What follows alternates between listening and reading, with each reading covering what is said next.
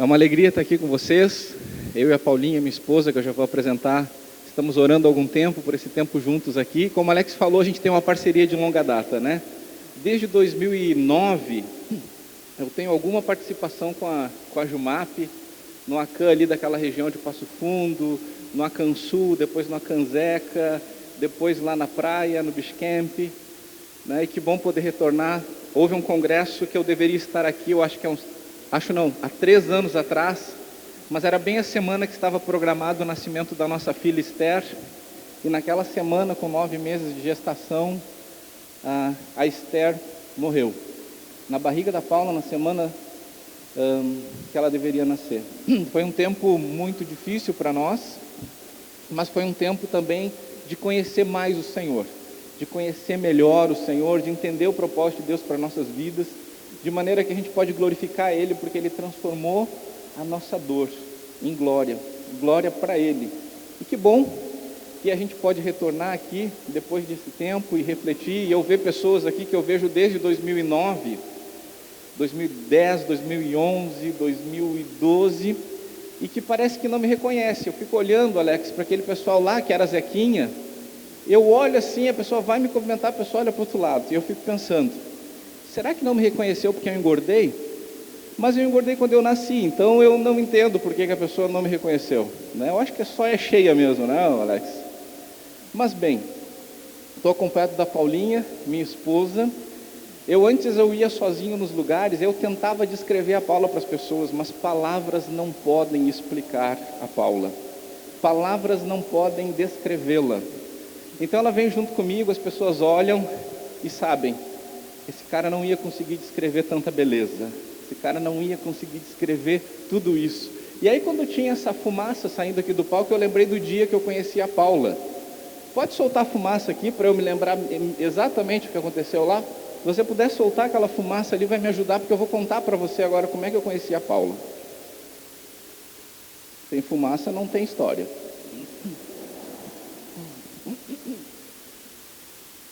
Vai ser a fumaça aí? Era tu que estava naquele dia lá? Eu acho que não, porque naquele dia tinha fumaça. Pois é. Isso é tudo que tu pode fazer?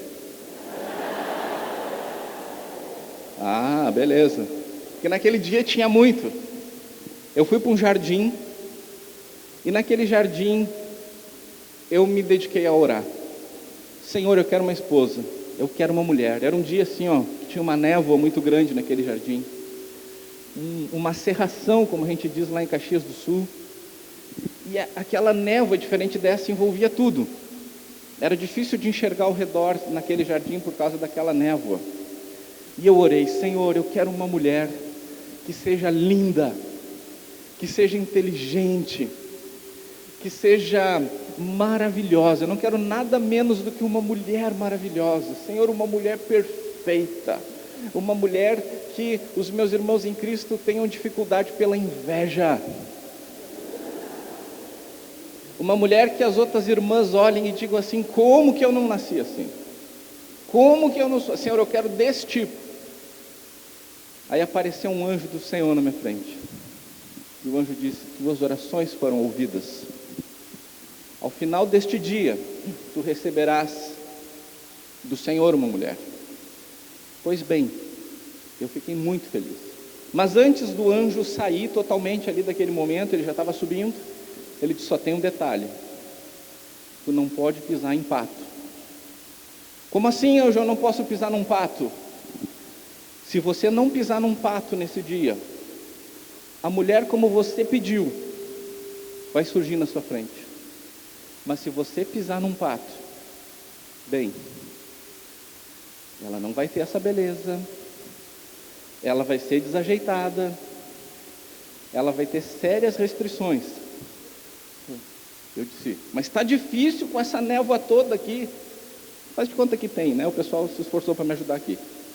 Está difícil com essa névoa toda, pode ser que eu pise no pato. O anjo disse, seu destino está selado.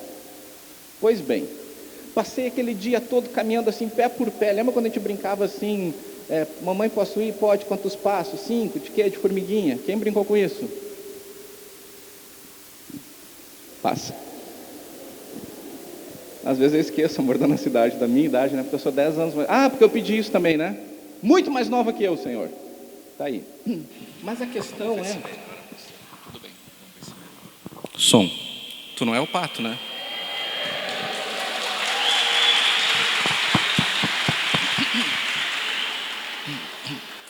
E eu passei aquele dia todo me cuidando para não pisar em pato, porque eu queria exatamente o que eu pedi. No final daquele dia, meu irmão, minha irmã, surge a Paula, assim, plum, na minha frente, assim, é mais do que eu pedi. Eu não podia sonhar que era tão bela, que era tão maravilhosa. O que eu fiz para merecer isso? A Paula olhou para mim, eu não sei, mas eu pisei num pato. E aí nós estamos aqui. Bênção de Deus. Então o Alex falou daquele livro, não sei se esse livro dá uma dica, mas eu digo, ore e não pise nos patos. A temática do reverse, como eu entendi, quero compartilhar com você, é a ideia de que a gente está seguindo um caminho, mas em determinado momento a gente tem um entendimento que o Senhor nos dá, de que a gente está na direção errada. E o Senhor nos chama na sua direção, então conscientemente, pela fé, nós decidimos voltar. Porque conversão significa isso, eu sempre gosto de explicar conversão com a divisão de arrependimento e fé. Arrependimento é, puxa, eu não devo ir para esse caminho, esse não é o caminho para onde eu devo ir. E fé é aceitar o outro caminho que o Senhor me propõe. Então, arrependimento, eu estou indo nessa direção e reconheço, não é para lá que eu tenho que ir. Fé, eu creio que é para lá para onde o Senhor está direcionando que eu devo ir. E assim eu entendo o reverse. E nesses 4 momentos que nós vamos passar junto, nós vamos tratar algum aspecto em relação a esse reverse. E o reverse que nós vamos trabalhar hoje de manhã é a ideia do reverse revertido. Um reverse que estava para acontecer, mas não aconteceu. Sabe, tinha tudo para ir, mas acabou não indo. Quero orar mais uma vez. Senhor, quero compartilhar a Tua palavra aqui com meus irmãos e irmãs. Fala-nos, em nome de Jesus é o nosso pedido. Amém. Esse reverso revertido aconteceu com um certo jovem rico da Palestina que procurou Jesus. E nós vamos ver passo a passo essa situação que está lá em Marcos 10. Você pode acompanhar no telão ou na sua Bíblia.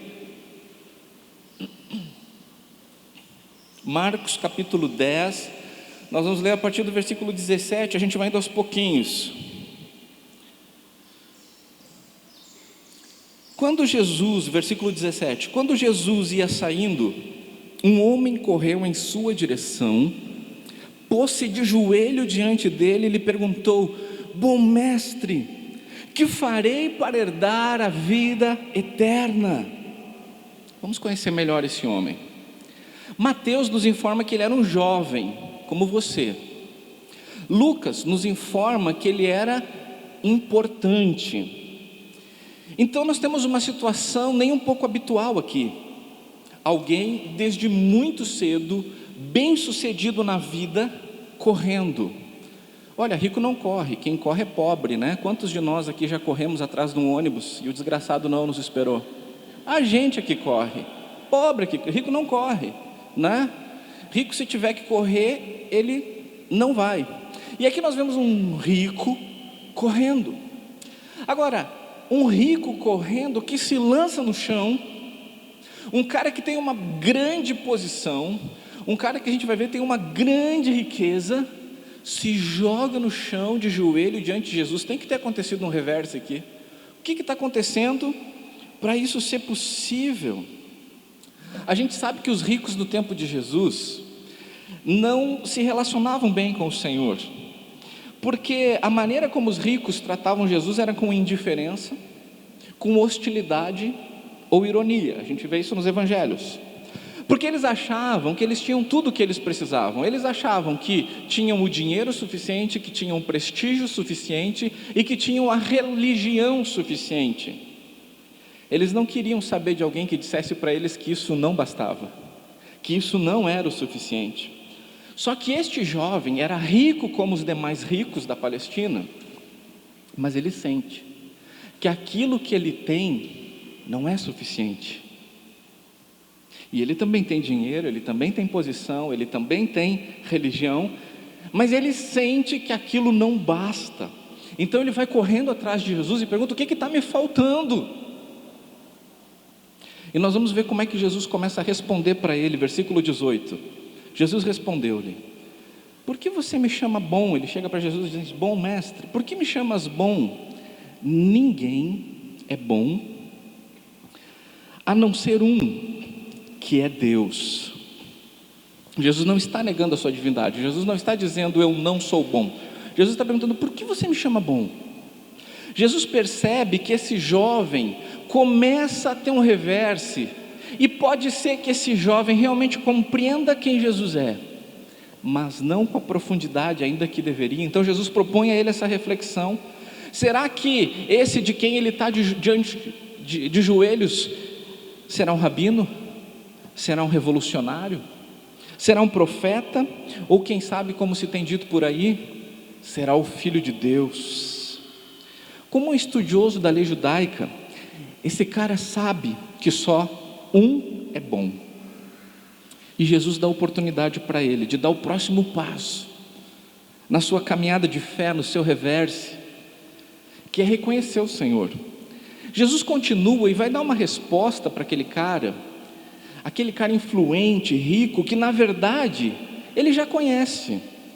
E tanto é que Jesus continua: você conhece, versículo 19, você conhece os mandamentos: não matarás, não adulterarás, não furtarás, não darás falso testemunho, não enganarás ninguém, honra teu pai e tua mãe. E ele declarou: mestre, a tudo isso tenho obedecido desde a minha adolescência. Jesus utilizava um método de conversação com as pessoas que era como uma espiral. Ele começava com o que a pessoa sabia e ia ampliando a reflexão, sem nunca exigir que a pessoa soubesse algo que ela já não conhecesse pelas Escrituras. Nós temos um método de conversação que é linear. Eu falo, você fala, e a gente sempre tem essa direção. Não era assim que Jesus conduzia suas conversas. Alguém chegava com uma situação diante do Senhor Jesus, e era normal que Jesus fizesse outra pergunta para a pessoa, ou seja, para que a pessoa dentro de si pudesse reconhecer que já tinha a resposta, que ela não compreendia ainda.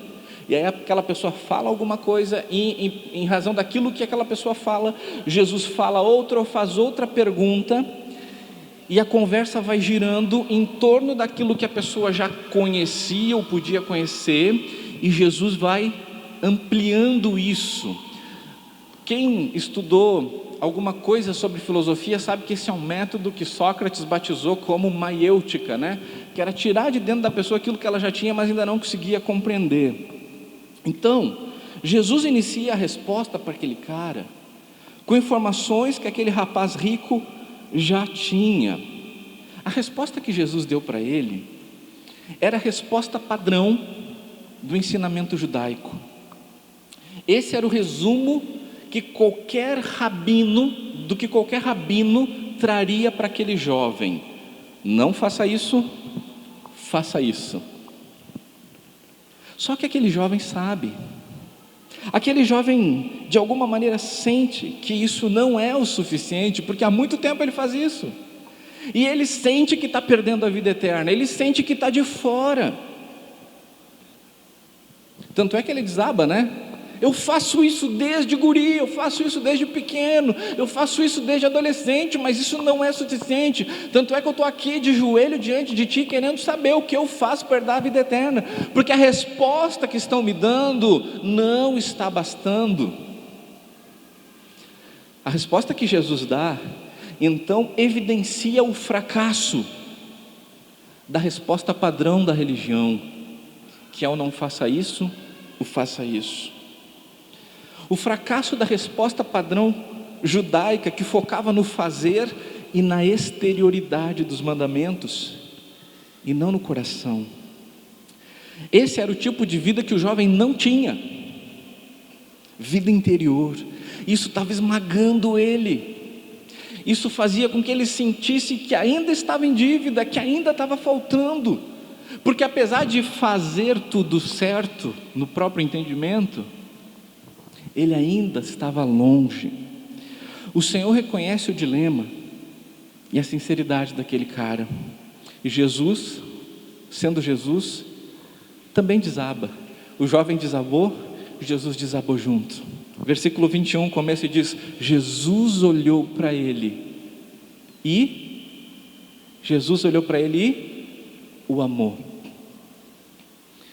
Jesus amou esse jovem antes do jovem dar a resposta certa, antes desse jovem decidir de fato completar o seu reverse. Naquele momento, no meio do dilema daquele jovem, Jesus o amou. E eu fico pensando todas as vezes que eu, sinceramente, mas totalmente equivocado, vivendo os meus dilemas, Jesus olha para mim e me ama sem mas, sem ser, sem custos, porque Ele ama incondicionalmente. Eu sempre gosto de lembrar que Jesus não deixa de me amar quando eu falto. Jesus não deixa de me amar quando eu erro, porque Jesus me ama incondicionalmente. Mas Jesus não me ama mais quando eu faço tudo certo, porque primeiro, é impossível que eu faça tudo certo, mas mesmo que eu faça muita coisa certa, é impossível que Jesus me ame mais. Sabe por quê? Porque Ele já me ama totalmente. A gente na religiosidade tenta viver baseado nos nossos erros e acertos. Se eu erro, Jesus me ama menos e eu tenho que reconquistar Jesus. Esquece isso. Quando você erra, Jesus continua amando você incondicionalmente. E aí quando você pensa, olha, essa semana eu li a Bíblia, essa semana eu orei, essa semana eu quase não pequei, então Jesus deve estar me amando muito mais. Esquece isso. Jesus já ama você totalmente. Não existe margem para Jesus amar mais.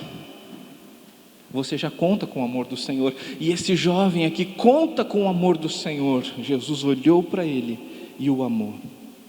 Acontece que mesmo sendo incondicional o amor de Jesus, ele espera uma resposta. O amor de Jesus é um presente. Se você usa o seu presente ou não, é outro detalhe. Eu tenho um costume que é guardar os meus presentes doces. Por exemplo, quando eu ganho chocolate de Páscoa, essas coisas assim, não estou falando que chocolate é a Páscoa, mas as pessoas dão chocolate, ou enfim, caixinhas de doce, eu tenho o costume de deixar guardado e não comer. Está me enganando, pastor, não vem com essa, estou te vendo aí, não tem a ver com isso, é outros problemas. Às vezes, os meus doces vence a validade eu não abri, porque isso eu não sei. Acontece que quando a pessoa me dá o presente, ela tem a expectativa de que eu use, seja qual o presente que for, né? Só que depois que eu casei, isso parou de acontecer, né? Porque em 2 dias, todos os meus doces e chocolates, eles terminam. Mas não é porque eu abri e é só o que eu vou dizer agora. Quando você dá um presente, você tem expectativa de que aquela pessoa use o presente. O amor de Jesus é um presente. Existe uma expectativa de que você use esse presente que Ele dá. Então, o amor que Jesus dá para este jovem agora é um convite para que este jovem corresponda. Que esse jovem dê uma resposta diante desse amor incondicional. Quer ver uma coisa? Nada daquela resposta padrão da religião que o jovem tinha requeria uma resposta de fé. Nada. O versículo 21 continua: falta-lhe uma coisa, disse Jesus a ele: vá, venda tudo que você possui e dê o dinheiro aos pobres, e você terá um tesouro no céu. Deixa eu lhe fazer uma pergunta. Eu posso não viver pela fé e não matar ninguém? Sim ou não? Eu posso não viver pela fé e não matar ninguém? Sim. Eu posso não viver pela fé e honrar meus pais? Sim ou não? Eu posso não viver pela fé e não adulterar? Eu posso não viver pela fé e não ser um mentiroso, não mentir?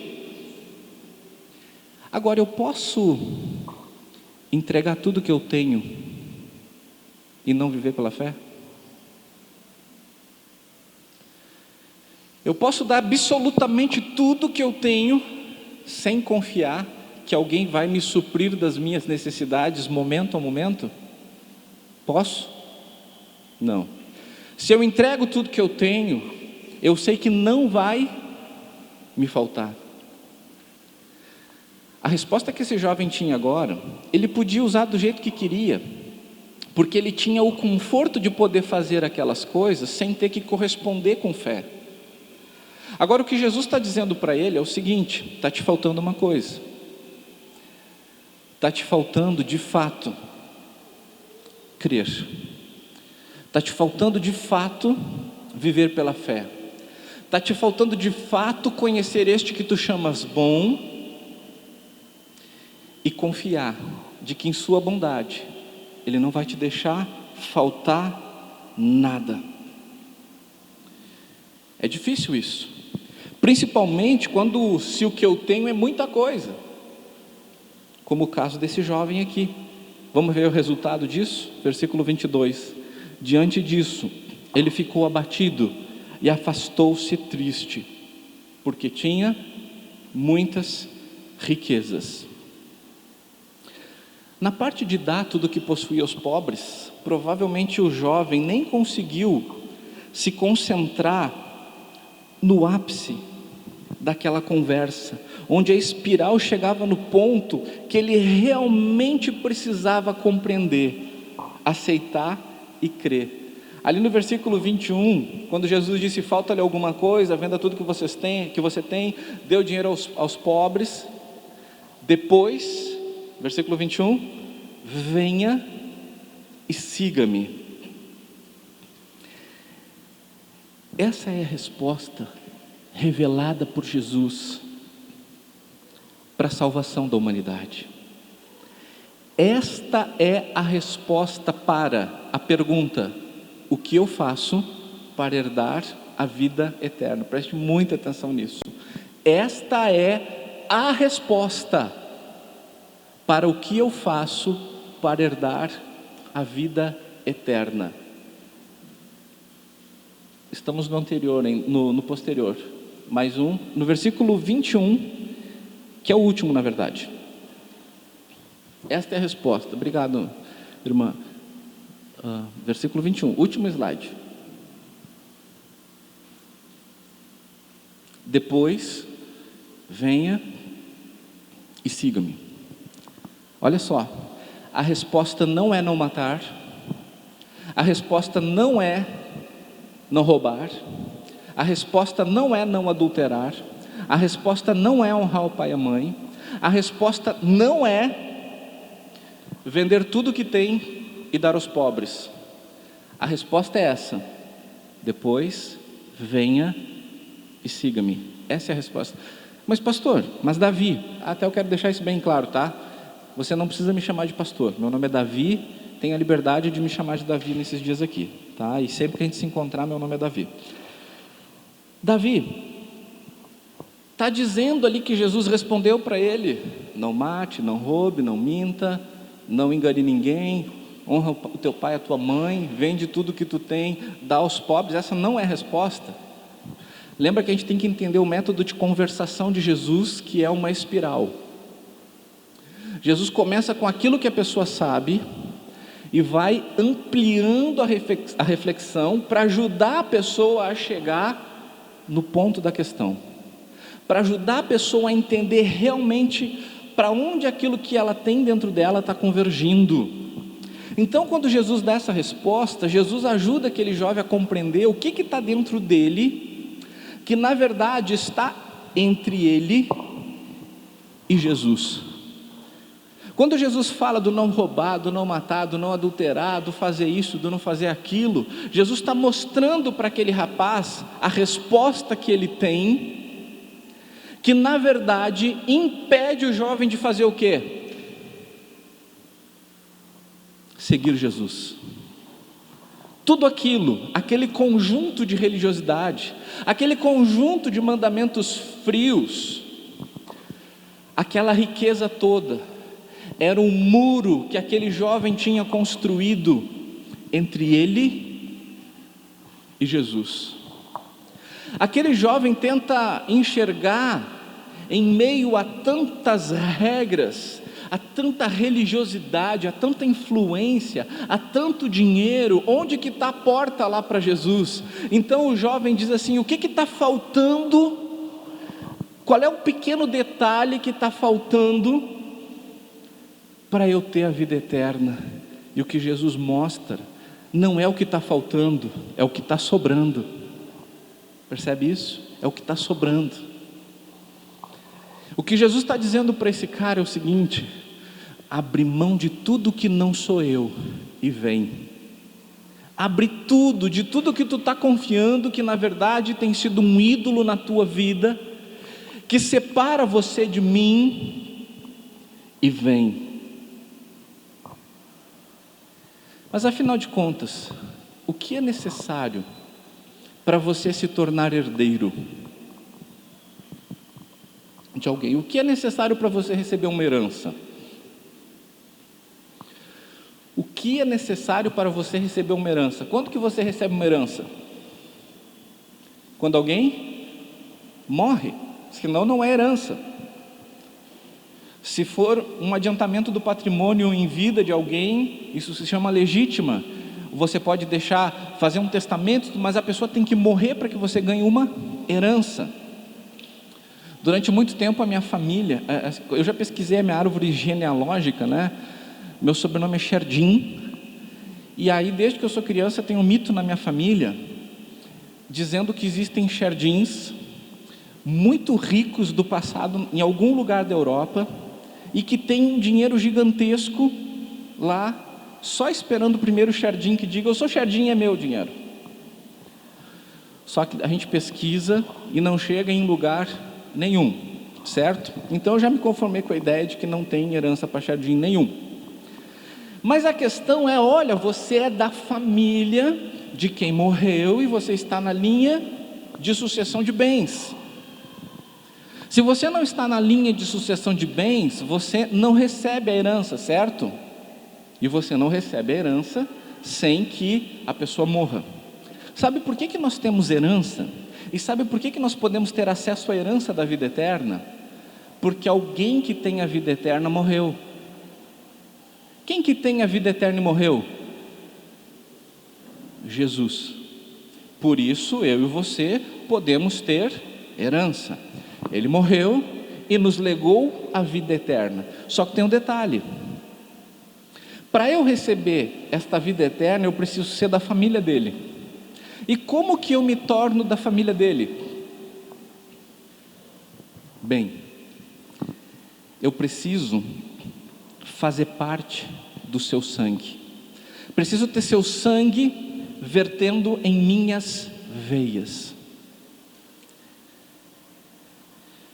Isso só acontece quando eu vou a Ele e quando eu recebo o sacrifício dele vertido naquela cruz em mim.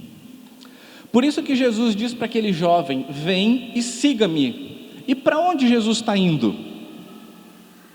Para onde Jesus está indo? Jesus está dizendo: siga-me. Para onde Jesus está indo? Para onde? Antes de voltar à sua glória ao Pai, de onde voltará? Para onde Jesus foi? Vou dar uma dica assim de leve.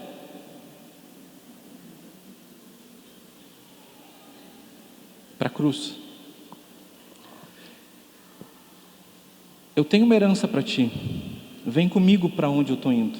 Um pouco antes, Jesus tinha tido uma conversa muito parecida, e ele disse: quem quiser vir após mim, negue-se a si mesmo.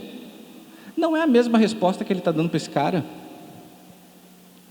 Só que Jesus, para esse cara, está dizendo tudo o que ele precisa negar. Está dando exemplos do que ele precisa negar nessa conversa. Jesus disse: quem quiser vir após mim, negue-se a si mesmo, tome a sua cruz e siga-me. Então o que Jesus convida esse cara a fazer é morrer para si próprio, morrer para si mesmo. Só que aqui fica bem claro que o bom mestre não é quem o bom rapaz esperava, porque esse rapaz queria uma resposta melhor do que a que ele já tinha, mas que não custasse tão caro quanto essa que Jesus está dando. Ele queria de Jesus apenas mais uma peça para colocar no quebra-cabeça, na busca dele pela vida eterna. Ele não queria que Jesus dissesse que ele tinha que jogar todas as outras peças fora. Ele queria chegar em Jesus: Jesus, olha, eu tenho todas essas peças de quebra-cabeça aqui, desde a minha adolescência eu estou juntando, estou formando o meu quebra-cabeça. E olha, é um quebra-cabeça caro, viu? É um quebra-cabeça de qualidade. Que pecinha está me faltando para eu colocar aqui no que eu já tenho, para eu completar o meu quebra-cabeça que mostra o mapa da vida eterna? Ele não esperava que Jesus dissesse: pega essas peças que tu tem e bota fora, porque esse mapa é mentiroso, porque esse mapa não te leva para onde ele diz que leva, esse mapa te leva na direção oposta. Não, isso esse cara não estava disposto a fazer.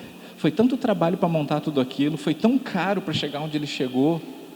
A sua segurança, a sua posição, por mais que ele saiba que lá dentro aquilo diz para ele, não é suficiente.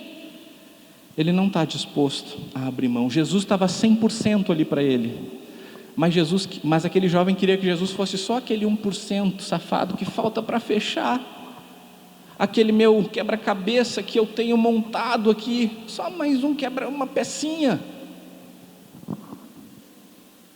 Só que Jesus não é esse 1% que a gente coloca onde quer. Jesus também não é 99% santo. Todo mundo sabe de que profeta eu estou falando aqui. Jesus é 100% e está 100% para aquele jovem.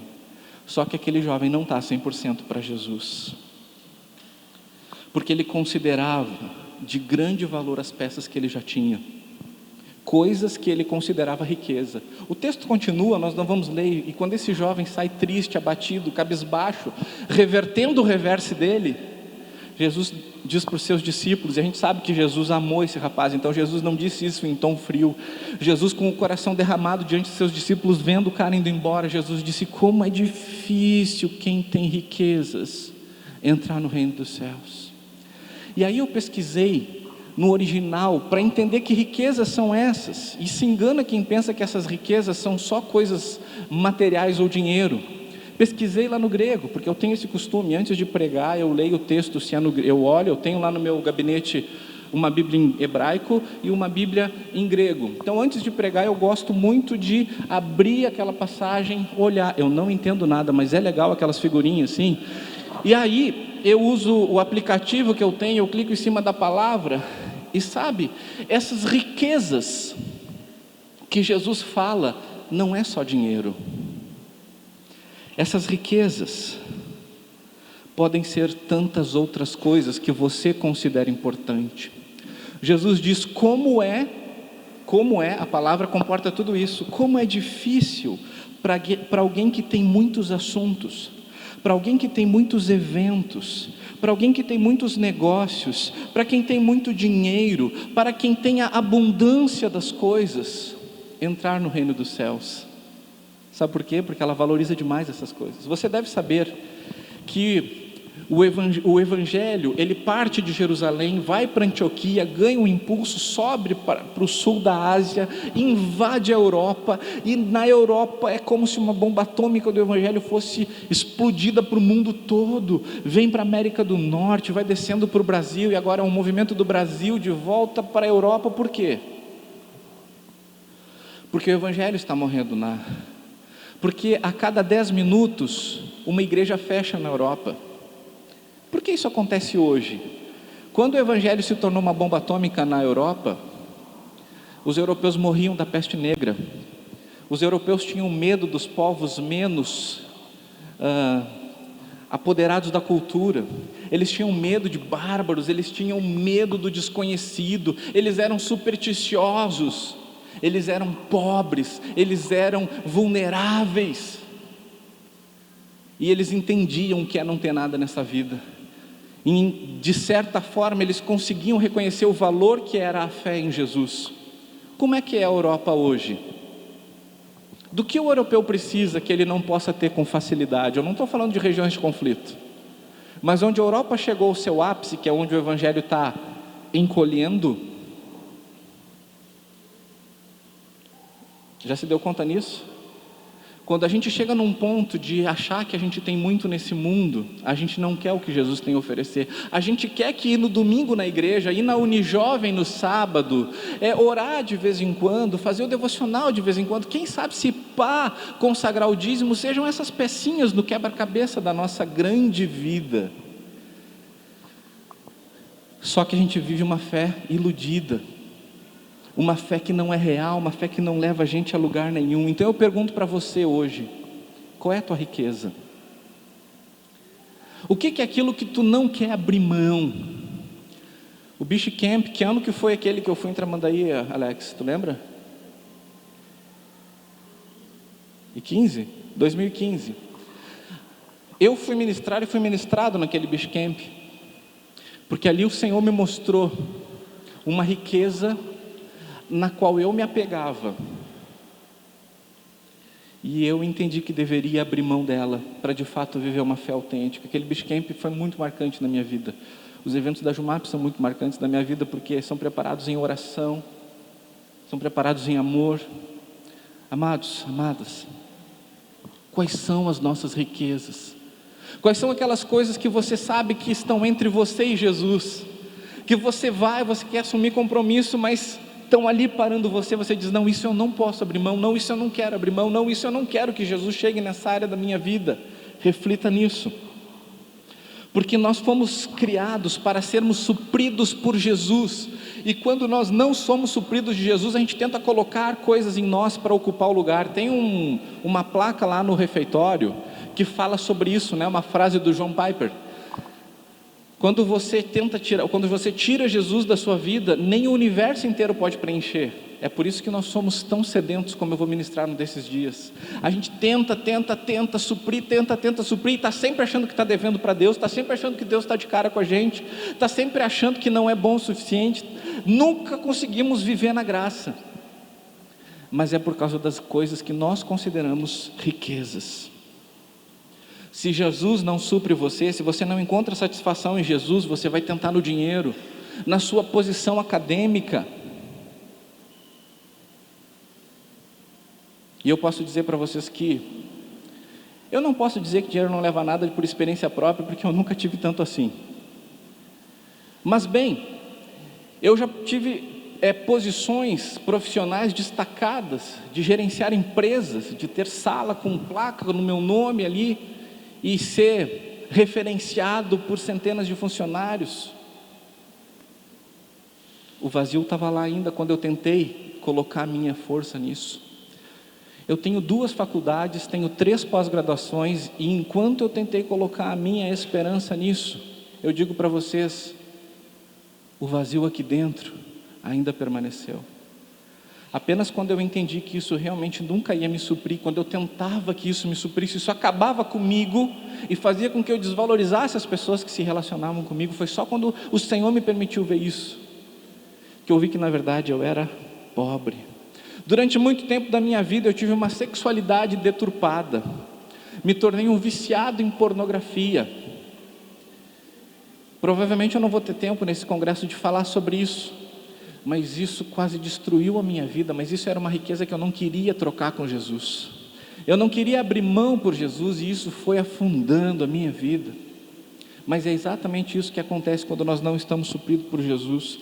Relacionamentos insanos, sexualidade deturpada, às vezes o ódio cultivado por uma pessoa é uma riqueza que a gente considera. Todo anseio que nós temos só pode ser suprido e satisfeito em Jesus. Jesus é a resposta. Sem Ele nós afundamos nas riquezas que na verdade nos tornam pobres. Você está aqui nesse congresso e eu não sei qual é a sua motivação, eu não sei qual é o seu objetivo, mas talvez pelo menos lá no fundo tenha uma ponta de um desejo de que haja um reverse. Talvez o desejo seja muito grande, como esse jovem que vem correndo e se joga diante de Jesus. Mas o meu desafio, o meu encorajamento para você hoje, em nome de Jesus, deixe o reverso se completar na sua vida. Quem sabe nesses dias, o Senhor Jesus vai levar você a abrir mão das peças, vai mostrar para você, vai sondar você e mostrar para você quais são as peças que estão apodrecendo a sua vida por dentro, e você tem se dado conta disso. Que este congresso seja usado pelo Senhor para uma reversão total, cada vez mais profunda e definitiva ao Senhor Jesus, amém? Este jovem se colocou diante de Jesus o chamando de bom, mas na verdade ele não reconhecia de fato quão bom é o Senhor. Ele se ajoelhou diante de alguém que era um rei, mas quem sabe mais um rei, não de fato diante do Rei dos Reis. Deus abençoe sua vida, em nome de Jesus.